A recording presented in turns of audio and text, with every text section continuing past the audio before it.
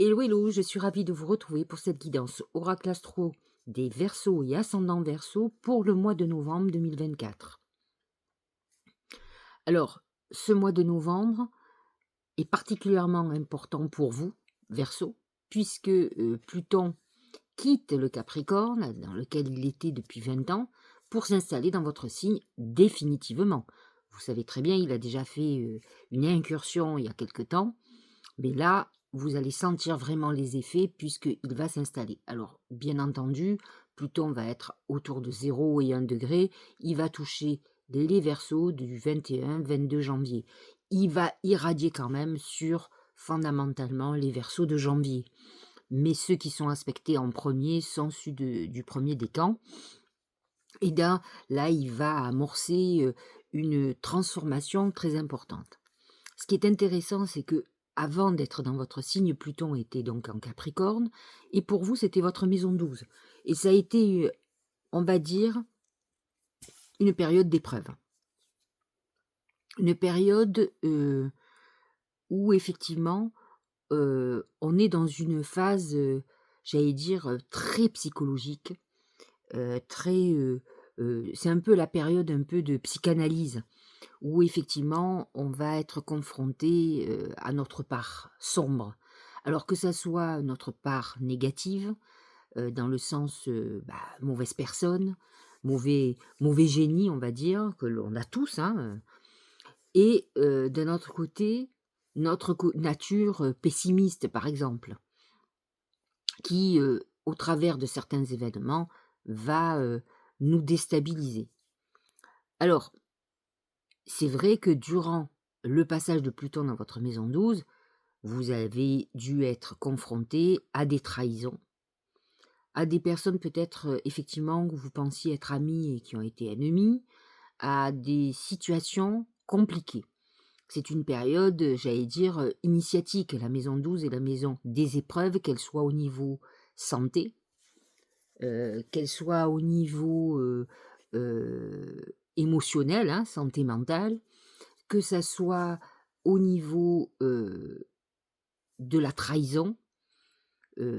Beaucoup de choses ont dû bouger pendant ces 20 ans. Moi, pour ma part, j'avais un beau-père qui était Verseau et qui est décédé durant tout ce passage de Pluton en Capricorne et qui lui a donné des graves problèmes de santé, alors que c'était quelqu'un qui allait très bien. Donc, effectivement, on a tous autour de nous peut-être un Verseau qui a subi quand même des épreuves très lourdes. N'oublions pas que Pluton, c'est euh, le symbole de la mort et de la résurrection. Et là, effectivement, les Verseaux ont fini ce genre d'épreuve et sont prêts pour être, j'allais dire, et j'espère, une meilleure version d'eux-mêmes. C'est-à-dire que quand vous traversez ce genre d'épreuve, la vie vous amène à une réflexion pour vous améliorer, si on pense que la vie a un sens. Et donc voilà, vous êtes dans cette phase-là. Il va y avoir en plus un événement, c'est-à-dire que Pluton donc, rentre dans le Verseau, et en même temps, autour du 4-5 novembre, Mars rentre en Lion. Donc le Verseau et le Lion sont opposés. Tous les 2 vont être autour de 0 degré.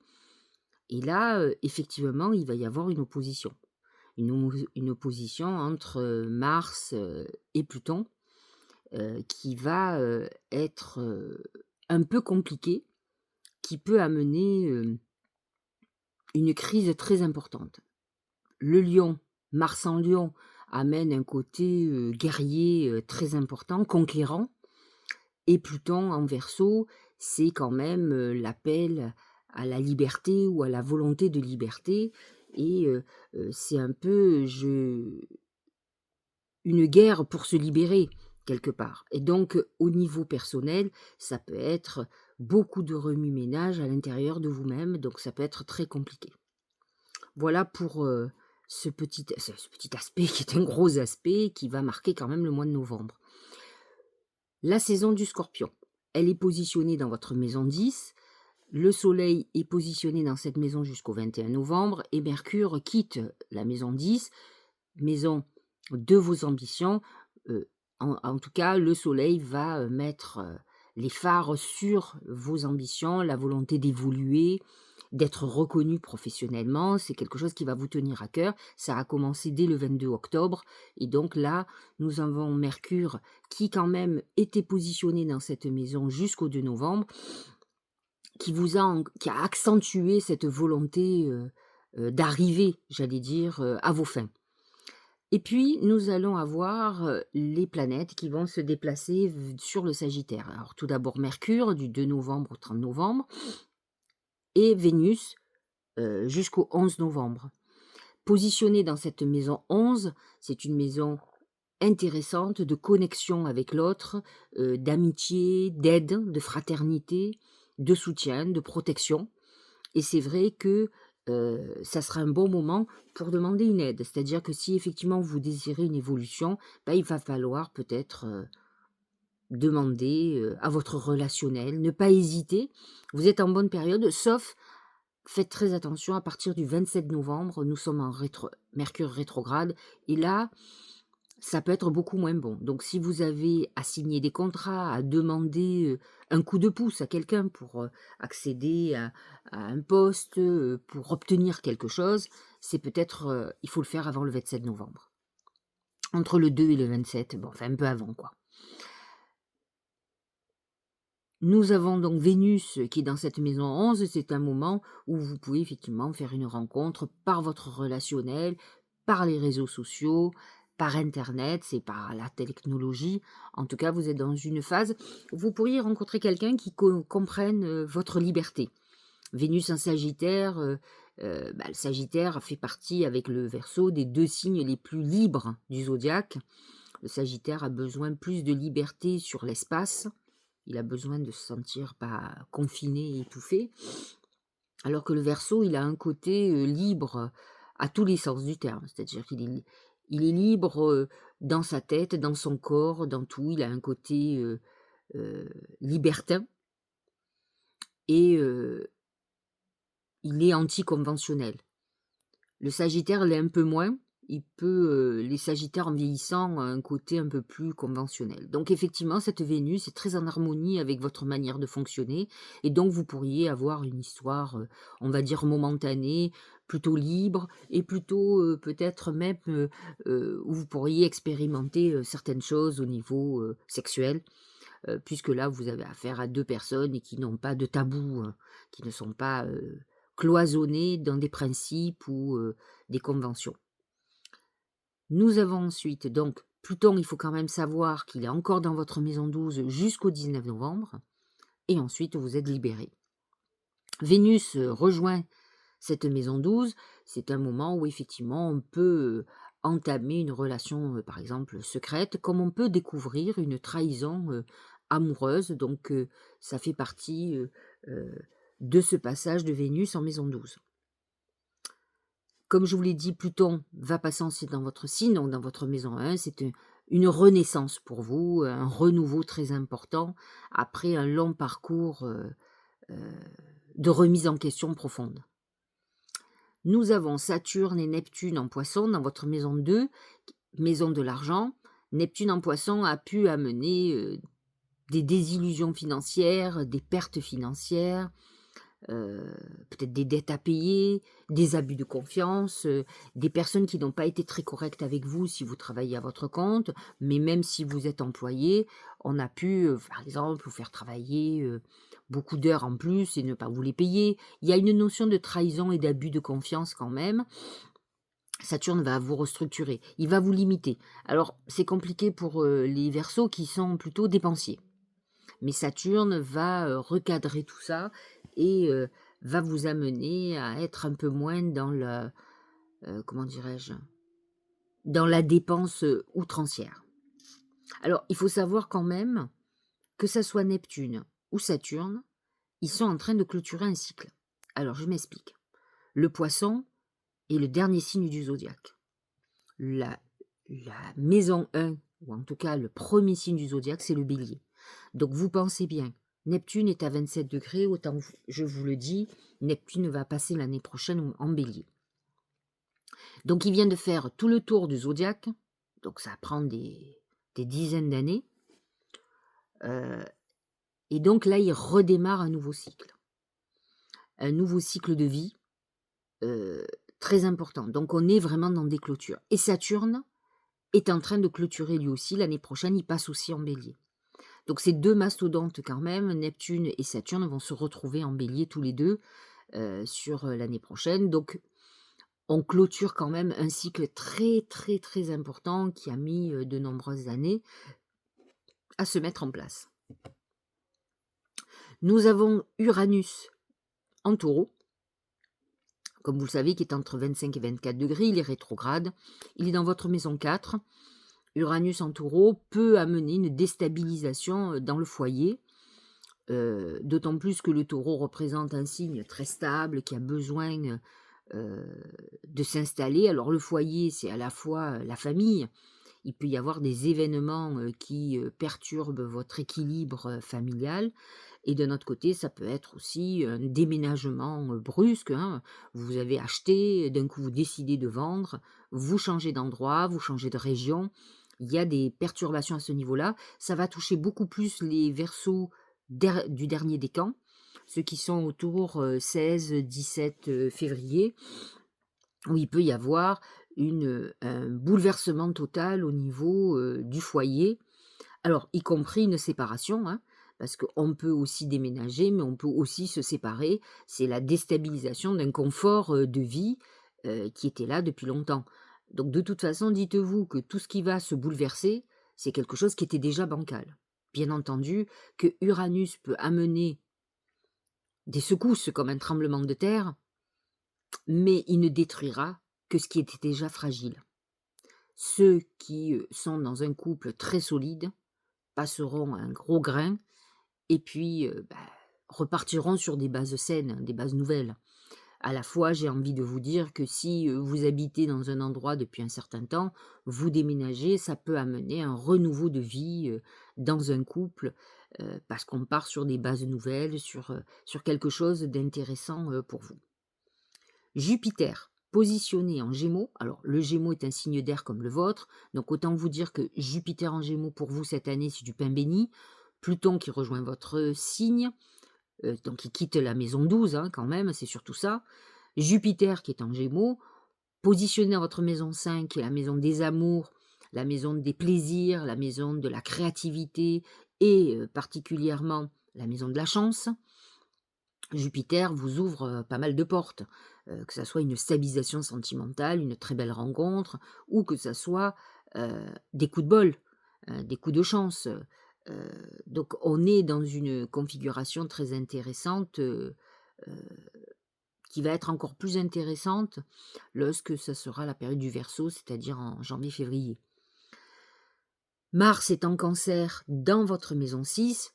La maison 6, c'est la maison de votre travail quotidien, c'est-à-dire aller au boulot tous les jours, faire le ménage, faire amener les enfants à l'école, faire la bouffe, enfin, aller faire son sport, même nos routines quotidiennes et nos obligations. C'est-à-dire effectivement, les choses dont quand on est obligé de faire. Donc Mars, en Cancer, vous dit quand même et la santé bien sûr, donc faites très attention au niveau de la santé parce que, Mars en Cancer, le Cancer est très émotionnel et Mars représente quand même l'énergie. On peut avoir, quelques difficultés, émotionnelles, des coups de sang, des choses qui peuvent vous plomber. Alors ça dure pas très longtemps, puisque Mars, va s'installer en Lion pendant un bon bout de temps. Alors en principe, il reste 1 mois et demi et là, il va rester, pratiquement 8 mois. Puisqu'à un moment donné, Mars sera rétrograde. Donc pour le moment, il s'installe en Lion, qui est quand même votre signe opposé, complémentaire et opposé. Alors Mars en opposition avec votre Soleil, c'est un peu rock'n'roll. Et là, comme je vous l'ai dit, en plus, il va s'opposer à Pluton. Donc Mars s'installe en Lion à partir du 4 novembre. Il va falloir voir ce que ça peut amener. Mars, c'est quand même deux choses, c'est trois choses. C'est l'action, c'est j'agis.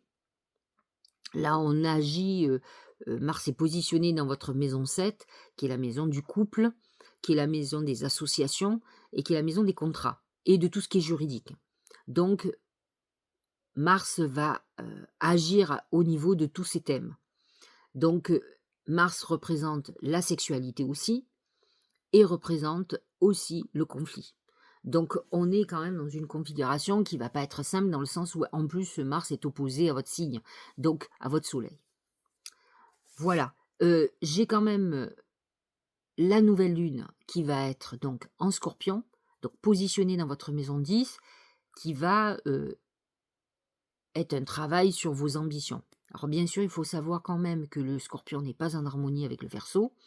N'empêche qu'il est positionné dans votre maison 10, donc c'est ce thème-là qui va être abordé. Voyez ce qui se passe autour de la nouvelle lune par rapport à vos ambitions professionnelles, ce à quoi vous aspirez professionnellement, et voyez si c'est positif ou négatif. En fonction de ce qui est en train de se passer, à vous de faire des bains de purification, de nettoyage pour pouvoir désamorcer des bombes, parce que c'est ça le but. Pleine lune en Taureau le 15 novembre. Là aussi, le Taureau est dans des harmonies aussi avec le Verseau. Donc, voyez ce qui peut coincer, puisque ça va être l'axe 10-4 entre professionnel, ambition et familial. Il y a une confrontation entre les deux. Et en plus, chez vous, ça fait un carré. Donc, c'est vrai que ça peut être sous tension. C'est vrai que le mois de novembre n'est jamais votre mois de prédilection. Maintenant, c'est vrai que le changement d'énergie de Pluton est quand même une phase de soulagement non négligeable de toute façon. Alors, vous le savez, ceux qui ont l'habitude de me suivre, j'utilise maintenant des oracles je commence toujours par mon oracle, l'oracle magique du mar de café, enfin en tout cas le deuxième, puisque j'avais fait aussi le premier, l'oracle symbolique. Et je vais regarder donc quelle est l'intendance du mois, et puis par thème, professionnel et financier, sentimental, santé. Je vais demander à mes guides comment la chance va se manifester pour vous ce mois-ci. Et j'ai rajouté 2 autres oracles toujours, pour voir ce que les oracles nous conseillent pour, la nouvelle lune et pour la pleine lune. Alors c'est parti. La tendance du mois, c'est le serpent. Alors le serpent représente quand même la trahison. N'oublions pas que Pluton en maison 12 amène ce genre, d'événement, de trahison. Il faut faire attention puisque la maison 12 est la maison du poisson et le poisson est positionné dans votre maison 2 avec un Neptune en poisson, avec Saturne en poisson qui peut apporter justement quelques déboires au niveau financier et professionnel. Vous pourriez avoir, heu, une personne qui pose problème, ou en tout cas qui va vous poser problème, qui puisse, avec qui vous pourriez avoir un conflit verbal, comme un conflit juridique. Il y a une notion, quand même de trahison. Le serpent représente aussi tout ce qui est santé. N'oublions pas que, Mars en Cancer est positionné dans votre maison 6, donc c'est la maison de la santé, donc vous pouvez avoir quelques soucis de santé, ce mois-ci. Rien de dramatique, mais en tout cas, peut-être un problème qui puisse amener une intervention chirurgicale. Au niveau professionnel et financier, c'est, la grenouille. La grenouille, c'est 2 choses, c'est quand même quelques soucis, mais c'est surtout une transformation. C'est la métamorphose, c'est-à-dire, peut-être si vous travaillez à votre compte, vous pouvez passer sur, une structure, nouvelle, heu, modifier par exemple vos statuts. Si vous êtes un auto-entrepreneur, passer en SARL ou en, SAS par exemple. Ça peut être aussi un changement de situation, c'est-à-dire que si vous êtes au chômage, vous pourriez être amené à trouver du boulot. On est quand même dans cette transformation profonde. N'oublions pas que le soleil est positionné dans votre maison 10, la maison de vos ambitions, et que de toute façon, même si la transformation s'est pas encore faite, vous en aurez envie. Pluton va passer dans votre signe, donc là aussi, à partir du 19 novembre, on est dans une phase de transformation, mais une transformation profonde, c'est-à-dire de notre vision de la vie, peut-être de la vision de notre activité professionnelle et de nos ambitions. On est dans ce changement en profondeur qui vont toucher quand même tout ce qui est financier et professionnel. Donc voyez à quel niveau il peut y avoir des chamboulements.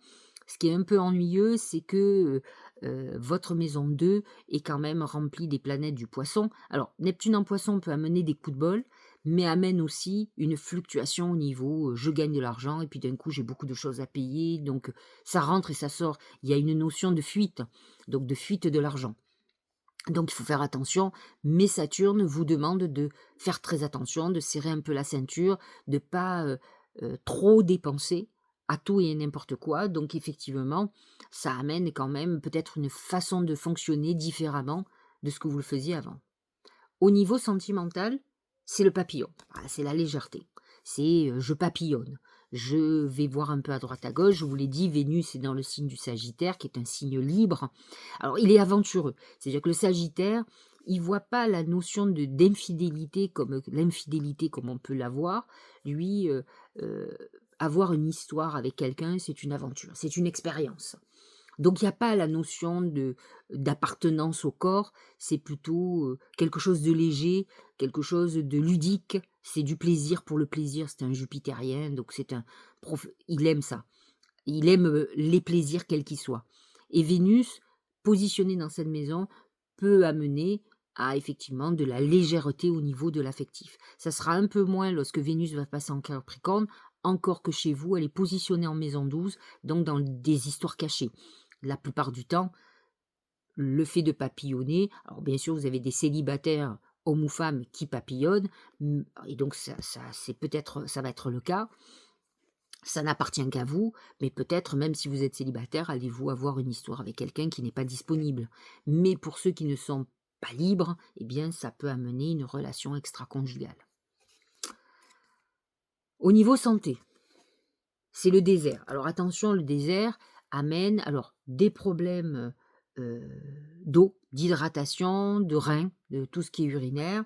Il peut y avoir du sable dans les urines, mais ça peut amener aussi une période un peu difficile, au niveau de la santé, des épreuves qui n'amènent pas, au décès, qui amènent juste à l'épreuve, à comprendre et il va falloir essayer effectivement de se poser la question: «Pourquoi on en est là?» Qu'est-ce qui fait que dans votre vie, vous avez des problèmes de santé? Par expérience, vous savez, je dis toujours que j'ai peur d'une seule chose, c'est de la maladie. Alors, j'ai pas toujours fait ce qu'il fallait, par contre je l'ai fait mentalement. J'ai mon compagnon qui me dit toujours que j'ai un instinct de survie et effectivement, j'ai vu au travers de mes consultations depuis beaucoup d'années, beaucoup de gens qui se prennent la tête, alors avec des histoires de famille, des nœuds. Et en fait, ils ne se rendent pas compte, c'est que petit à petit, ils déclenchent des problèmes de santé. Ça commence par des petites dépressions, après des dépressions un peu plus lourdes, et puis jusqu'au jour où ils ont bon, des allergies, et puis après, on monte en grade, et là, on a un cancer, premier cancer. Et en fait, je me suis rendu compte que ce processus allait avec des ruminations, Alors, moi, j'applique un truc, je suis comme tout le monde, j'ai des problèmes comme tout le monde, hein. Ne croyez pas que j'ai une vie, où il y a rien, c'est juste que j'en parle pas. Par contre, quand j'ai un problème, par exemple une procédure, on va prendre cet exemple-là parce que j'ai des gens qui ont eu des procédures qui ont duré des années et en fait, ils n'ont plus vécu. C'est-à-dire que les procédures, aujourd'hui durent 10 ans, 15 ans et en fait, si vous ne vivez plus, si vous ne faites pas votre vie, votre vie s'arrête et vous commencez à tomber malade. Et donc, par principe, je fais comme si ça n'existait pas. J'affronte les problèmes quand ils se présentent à moi. Je dis: «Voilà, c'est le moment, là, maintenant, il faut y aller, tu es obligé de payer l'addition ou pas» et j'affronte le problème et ensuite je passe à autre chose, je n'y pense plus. Parce que je ne veux pas, me focaliser sur ce genre de soucis qui vont me faire du mal, qui vont m'angoisser comme tout le monde, qui vont m'attrister. Je préfère, m'attrister. Quand la sentence se passe, encore que je suis quelqu'un qui ne reste pas que dans la colère. Des trahisons, croyez-moi, j'en ai. Des des coups bas, j'en ai beaucoup, mais j'essaye de pas m'appesantir. Je suis triste pour tous ces gens qui se fatiguent à vouloir me mettre des peaux de banane sans arrêt.